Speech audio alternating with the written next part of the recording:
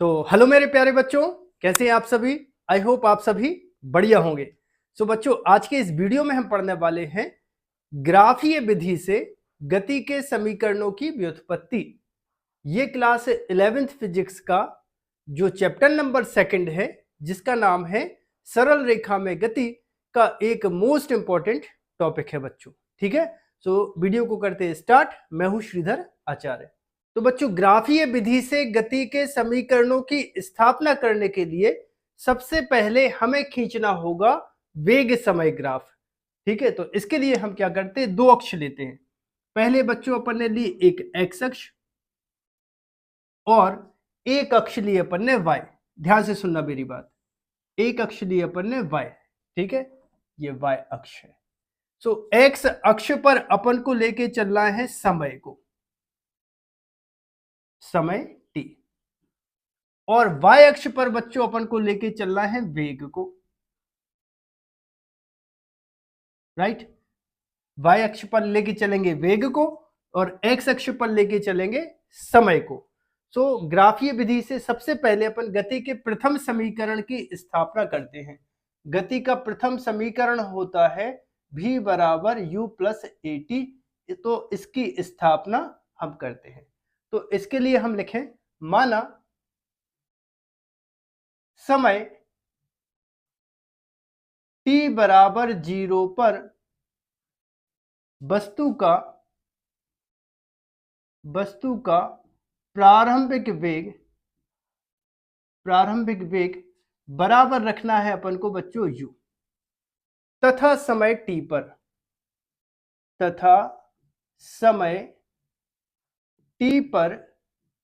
वस्तु का अंतिम वेग बराबर रखना है बच्चों अपन को v। इन दोनों स्थितियों को अपन को ग्राफ पर प्लॉट करना है। तो देखो, यहां पर है मूल बिंदु। जब वस्तु ने t बराबर 0 समय लिया तो उस समय पे वस्तु का वेग है u। तो यहां से y अक्ष पर अपन को वेग को लेके चलना है। तो o से यहां पर इसको पॉइंट को हम नाम दे देते हैं a। सो o से a तक बच्चों वस्तु का प्रारंभिक वेग होगा और इसको हम दर्शा देते हैं u से।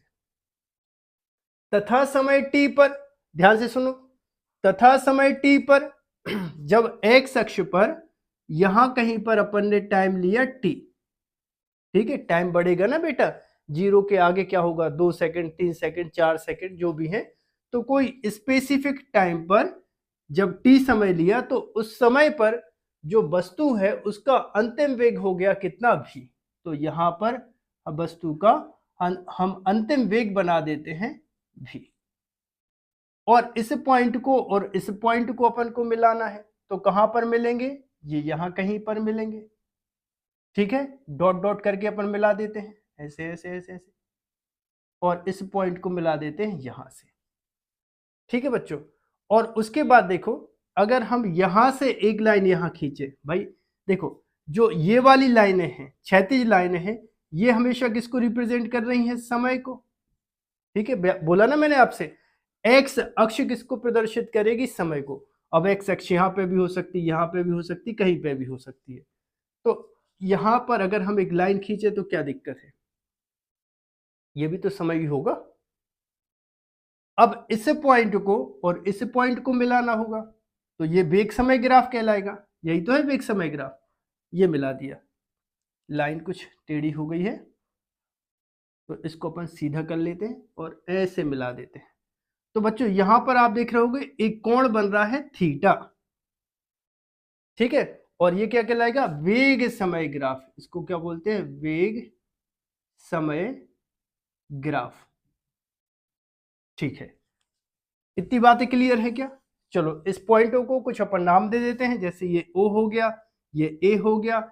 इस पॉइंट को अपन नाम दे देते हैं B, ये हो जाएगा C, ये वाला पॉइंट हो जाएगा D, और ये वाला पॉइंट हो जाएगा E। अब ग्राफ से क्लियर है, ग्राफ से अपन को दिख रहा है, ग्राफ से क्या क्या दिख रहा है अपन को, देखो सबसे पहले दिख रहा है O से A तक दिख रहा है U। तो यहां पर लिखेंगे OA, बराबर सी डी बराबर सी डी बराबर यू। लिख सकते हैं क्या भाई? देखो ओ ए और सी डी दोनों की वैल्यू आपको बराबर दिख रही होगी, तो हमने लिख दिया कितना? यू। इसके बाद बच्चों आपको दिख रहा होगा ओ से ई, ओ ई बराबर डी बी, डी बी बराबर भी। वस्तु का अंतिम वेग है, मतलब बी से लेके डी तक की जो टोटल वेग है उसको अपन क्या बोलते हैं? अंतिम वेग, और भी से दर्शा रहे हैं। ठीक है। इसके बाद देखो जरा ओ डी, ओ से डी किसको प्रदर्शित करेगा बच्चों? टाइम को प्रदर्शित करेगा।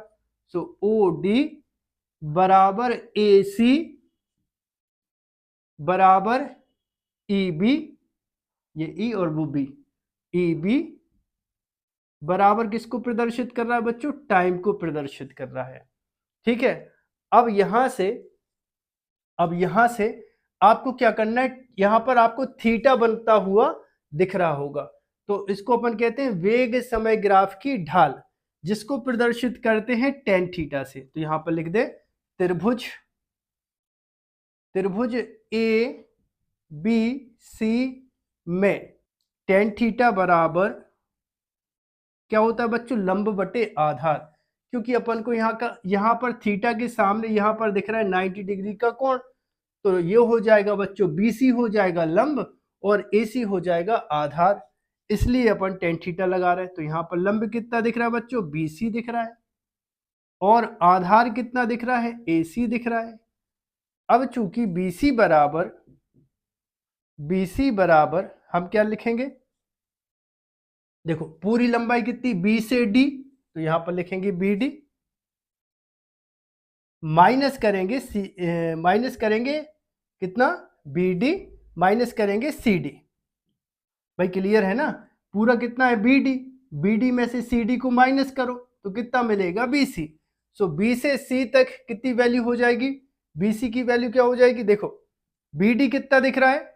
B से D कितना दिख रहा है? V दिख रहा है, तो यहां पर आ जाएगा कितना? V माइनस C से D, CD कितना दिख रहा है? U के बराबर। देखो यहां पर लिखा है CD बराबर U, तो यहां पे आ जाएगा U। सो BC की वैल्यू बच्चों कितनी मिल गई अपन को? V minus U। ये मान अपन समीकरण नंबर 1 में रखें, तो यहां पर अपन क्या लिखें? समीकरण 1 में मान रखने पर तब बच्चों ये हो जाएगा टेन थीटा बराबर BC, तो BC का मान कितना बन गया? V माइनस यू, और बटे कितना है? AC। सो AC का मान देख रहे हो कितना है? T है, तो यहां पर आ जाएगा T। सो बच्चों ये बन जाएगा कितना? V minus you. V minus you किसको प्रदर्शित कर रहा है? वेग में परिवर्तन को। V माइनस यू मतलब वेग में परिवर्तन, और बटे कितना लिखा है? समय। अब वेग में परिवर्तन बटे समय किसके बराबर होता है बच्चों? त्वरण के बराबर होता है। क्या इतनी बातें आपने नोट कर ली?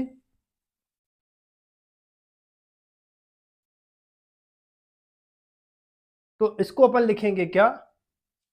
वे त्वरण बराबर क्या होता है? वेग में परिवर्तन बटे होता है बच्चों समय। तो त्वरण को अपन किससे दर्शाते हैं? ए से दर्शाते हैं। तो इसको देंगे क्या? समीकरण नंबर 2, और इसको देंगे क्या? समीकरण नंबर 3। तो क्या लिखेंगे? समीकरण नंबर 2 व समीकरण नंबर 3 से आपको क्या दिख रहा है? यहां पे V माइनस यू बटे T, और यहां पर कितना दिख रहा है? A। तो यहां पर क्या हम ऐसे लिख सकते हैं? A बराबर V माइनस यू बटे कितना हो जाएगा? T हो जाएगा। अब T का तिर्यक गुणा करोगे तो कितना मिल जाएगा? A इंटू T बराबर कितना? V minus you. अब U का पक्षांतरण करोगे तो क्या हो जाएगा? V बराबर U इस साइड आके हो गया प्लस का, प्लस कितना हो जाएगा? 80। सो बच्चों ये गति का प्रथम समीकरण है, जो कि अपन को किससे, ग्राफीय विधि से प्राप्त हुआ है। और यहां पर टेन थीटा को क्या कहते हैं, वेग समय ग्राफ की ढाल बोलते हैं, ठीक है, जो कि वस्तु के त्वरण को प्रदर्शित करता है। ठीक है, सो वीडियो को पॉज करके इतना आप नोट कर लीजिए। इसके बाद अपन गति के दूसरे समीकरण की स्थापना करते हैं।